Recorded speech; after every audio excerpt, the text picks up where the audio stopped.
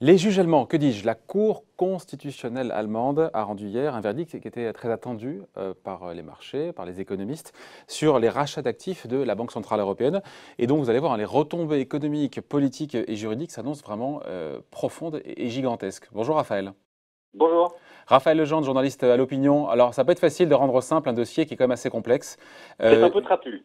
Oui, c'est quasiment une mission impossible, mais on va se lancer quand même. Juge d'abord, pourquoi est-ce que, encore une fois, les sages allemands ont dû se prononcer hier? Il faut remettre ça dans son contexte. Il y avait au départ une plainte déposée par des Allemands, je crois une trentaine de milliers d'Allemands. Par des universitaires plutôt eurosceptiques, des économistes et des épargnants. Et qui estimaient que la BCE ne respectait pas les traités. C'est ça, voilà.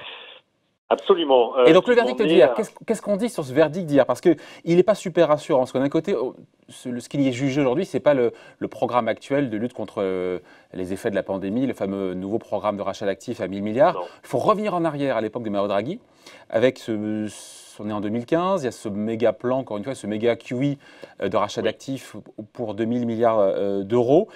Ce programme-là, si j'ai bien compris, mais vous m'arrêtez, hein, il a été validé par les sages allemands, parce que la Cour a estimé qu'il n'y a pas eu de financement direct des États européens, donc conforme au traité. Absolument. Mais en même temps, les juges allemands somment, sous 3 mois, la BCE de s'expliquer. J'ai bien résumé ou pas? Oui, c'est excellent, David, comme d'habitude.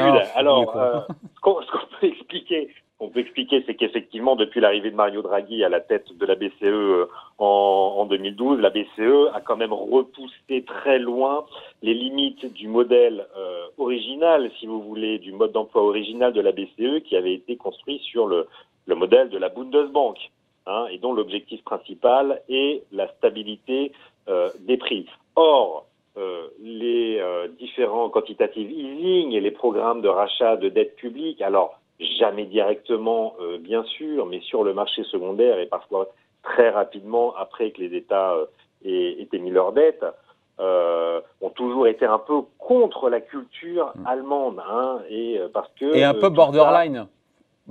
On a toujours repoussé les limites dans des crises qui étaient absolument exceptionnelles et c'était indispensable. Il faut le dire très clairement. Si la BCE n'avait pas été là en 2012 et si Mario Draghi n'avait pas donné son whatever it takes, c'est-à-dire que la BCE ferait quoi qu'il coûte pour sauver la zone euro aurait peut-être disparu aujourd'hui, hein. La crise était partie de la Grèce qui ne représentait que 2% du PIB européen, rendez-vous compte, et c'est l'ensemble de la cathédrale qui a failli s'effondrer. Depuis lors, la BCE est à peu près la seule institution européenne qui tient les 19 États de la zone euro ensemble. C'est la seule institution véritablement fédérale et ce qui a permis de sauver la zone euro qui n'a toujours pas de pilier ni fiscal ni budgétaire, ce qui la rend fragile. Mais le reproche, encore une fois, quel est le reproche que fait la Cour de Karlsruhe, les sages allemands, à la BCE? Le reproche que fait la Cour constitutionnelle allemande, c'est de ne pas avoir suffisamment justifié la décision de se livrer à ces achats d'actifs de manière dûment proportionnée, si je puis dire, à l'exercice du mandat de la BCE, qui, je le rappelle, le premier objectif de la BCE, c'est la stabilité des prix.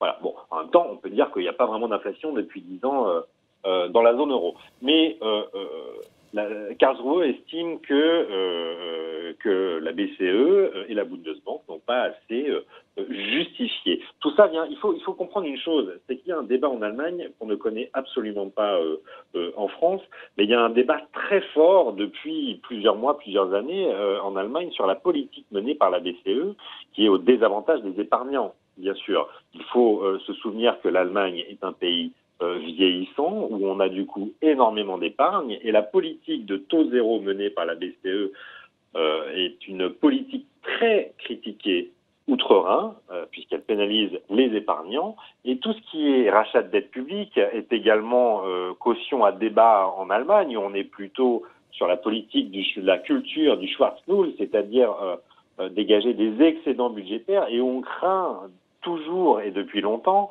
de devoir un jour payer pour les cigales du sud de l'Europe, l'Italie, l'Espagne et la France qui cumulent les déficits et les dettes depuis des années. Donc vous avez eu cette plainte auprès de la Cour constitutionnelle. Ce qui est intéressant dans la décision qui est rendue, c'est que la Cour constitutionnelle allemande s'attaque à la Cour de justice de l'Union européenne. Qui, elle, avait validé le programme de rachat d'actifs. Un petit peu le droit, qui, elle, a validé effectivement le programme de rachat de dettes publiques, de manière un peu floue, en renvoyant aussi aux États le fait de justifier ces programmes. Donc on reste quand même dans un entre-deux pas très clair là-dedans.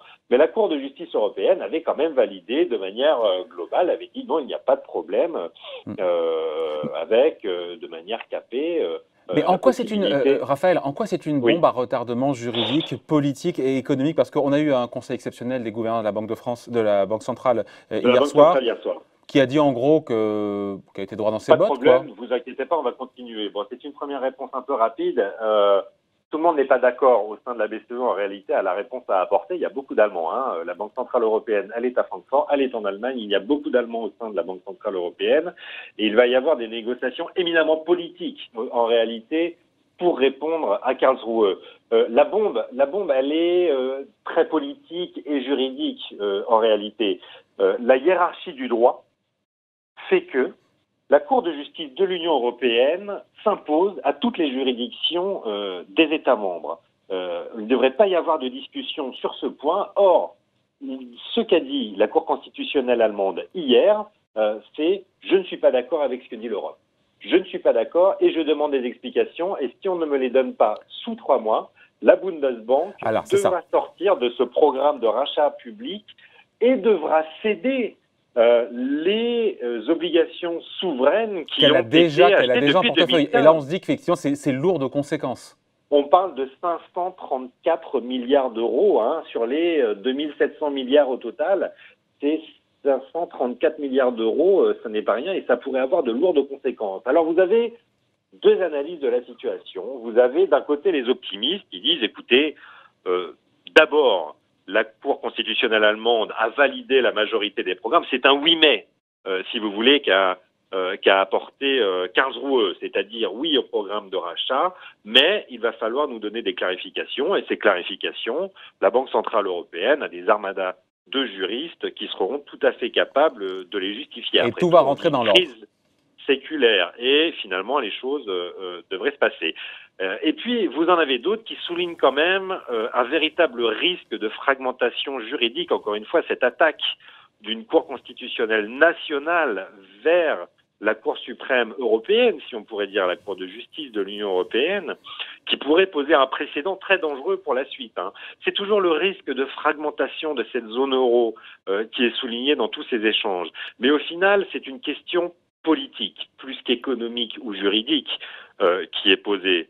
C'est encore une fois, est-ce que le projet européen est celui qui va nous plomber ou nous protéger? Or, aujourd'hui, de manière assez objective, on peut dire que si la BCE n'était pas là, beaucoup de pays seraient dans un autre état. Je veux dire, pour les émissions de dette, c'est quand même la BCE qui assure aujourd'hui qu'on puisse discuter de nos programmes, 1 d'urgence, 2 de relance à venir, de manière assez sereine, en tout cas sans avoir le couteau des marchés financiers sous la gorge, parce que les spreads sont à zéro et on s'endette à taux zéro et on va pouvoir s'endetter à taux zéro. Ça, c'est grâce à la Banque centrale européenne et les Allemands sont aussi capables de le comprendre, même si cette politique, évidemment, pénalise les épargnants allemands. Sans préjuger de la suite de ce qui va se produire, Raphaël, c'est quand même un signal négatif qui est envoyé, encore une fois, au marché de taux au sens large, taux d'intérêt souverain, taux de change, même si la réaction, pour le coup, sur les marchés était assez modérée, mais voilà, on ne sait pas où ça nous mène, ça. En tout cas, c'est pas un signal positif. C'est évident que c'est une petite bombe dans les milieux européens. On voit aussi que les marchés ont quasiment pas réagi en réalité, ou très peu. Le spread italien a pris 17 points, je crois, hier, 17 points de base après la décision de Karlsruhe, et on reste sous les 2% pour les taux italiens. Je rappelle que l'Italie va quand même avoir plus de 150% de dette à la fin de l'année, et elle peut emprunter à moins de 2%. Donc, ça n'a pas été une déflagration très violente pour l'instant. On a 3 mois pour donner des arguments construits et solides à la Cour constitutionnelle allemande. Il y aura très certainement une réunion très importante début juin de la BCE, le 4 juin. Il y a quelques personnages clés dans cette histoire qui vont devoir se voir, discuter et trouver une solution ensemble. C'est la présidente, bien sûr, de la BCE, Christine Lagarde, et on sait que si elle n'a pas de cursus honorat de banquier central, c'est une très bonne négociatrice. Elle l'a déjà prouvé, que ce soit à Bercy pendant la crise de 2008-2012, puis au FMI. Elle sait faire ça. Elle sait négocier. Elle a ce talent politique. Ce sera aussi Isabelle Schnabel, qui est l'Allemande qui a été nommée fin 2019 au sein du directoire de la Banque centrale européenne et qui est une pro-européenne convaincue et qui est là pour expliquer normalement à l'opinion allemande les bienfaits de la politique menée par la BCE. On l'a pas beaucoup entendu pour l'instant, il faudra suivre ses sorties. Il y a évidemment là-dedans aussi Jens Weidmann, le patron de la Bundesbank, de la Banque centrale allemande, qui est dans un entre-deux, qui est très faucon, donc c'est-à-dire il a toujours plutôt lutté contre les politiques d'assouplissement de la Banque centrale européenne. Le respect de la règle est très important en Allemagne, il faut comprendre ça aussi. Mais justement, pardon, je coupe, mais le respect de la règle, ça veut dire que se pose la question, alors beaucoup de questions, la réaction de la BCE, ça on l'a dit sous 3 mois, mais quelle attitude de la part de la Bundesbank, la Banque centrale allemande? Est-ce qu'elle va être loyale à la Banque centrale européenne ou est-ce qu'elle va, encore une fois, respecter le droit allemand? Le droit allemand, c'est toute la question, il va falloir trancher. La clé, elle est là, Parce qu'un programme, ouais, encore une fois, de rachat d'actifs sans la Bundesbank, en termes de crédibilité, encore une fois, de la BCE, ça le serait un petit peu quand même entaché, même si on imagine qu'ils trouveront des subterfuges. On sentira des hausses très fortes, évidemment. C'est quand même la Bundesbank qui maintient les taux bas dans l'ensemble. On profite de la bonne santé des finances publiques allemandes. Et si la Bundesbank sort du programme, il est évident que les taux souverains des autres pays, des principales économies de la zone euro, augmenteront. Donc c'est un véritable risque. Weidmann, en même temps, il respecte la règle, mais il sait aussi la situation dans laquelle se trouve l'Europe. Et l'Allemagne n'est pas super puissante seule. Elle profite aussi des autres économies de la zone euro, bien sûr. Donc, on peut quand même espérer qu'il apportera les arguments ou qu'il saura défendre la BCE, auquel la Bundesbank participe, auprès de la Cour constitutionnelle allemande. Il va y avoir beaucoup de discussions très certainement durant les prochaines semaines et les prochains mois. Et encore une fois, je crois que c'est assez divisé au sein de la BCE, mais Weidmann devrait quand même pencher du côté de la raison économique, en essayant de trouver. On peut toujours trouver des. C'est ce que jouent les marchés, Raphaël. C'est ce que jouent les marchés aujourd'hui, par leur absence de réaction. C'est le scénario qui est privilégié par les marchés. Mais dans un second temps, c'est plutôt un signal positif pour l'instant, effectivement, ce manque de réaction des marchés. Ouais. Après, on va se quitter là-dessus, mais si on se projette, ça veut dire, on va voir comment vont se dérouler les prochaines semaines et les prochains mois, mais beaucoup d'États comptaient sur la BCE pour faire tourner la planche à billets, pour financer les plans de relance, etc. C'est peut-être la fin du no limit, effectivement. On était parti sur une idée de no limit au mois de mars. Ça veut dire que non, il y aura une limite, parce qu'il faudra faire des concessions quand même, c'est une évidence. La décision de la Cour de justice de l'Union européenne est très importante là-dessus. Elle a dit qu'il fallait que la BCE soit minoritaire dans les programmes de rachat, dans les émissions de dette souveraine, c'est-à-dire inférieure à 50%.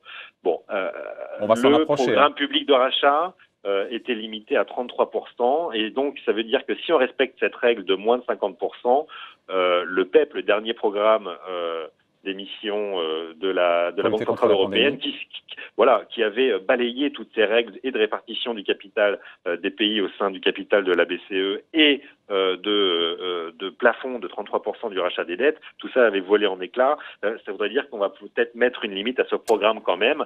On était déjà à 33% avec les anciens programmes. Si on doit rester sous les 50%, ça voudrait dire qu'on n'aurait plus que 17% de capacité de rachat. Et donc, ça veut dire qu'il n'y a pas de no-limite. Il y aura des limites à l'endettement des États de la zone euro. Ça, c'est ce qui va être à surveiller effectivement d'ici la fin de l'année. Cette grenade juridique a été dégoupillée. On suivra ça. Merci beaucoup en tout cas. Explication signée Raphaël Legendre. Merci à vous. J'espère qu'on a été clair. Journaliste à l'opinion. Merci. Bonne journée. Ciao. À bientôt.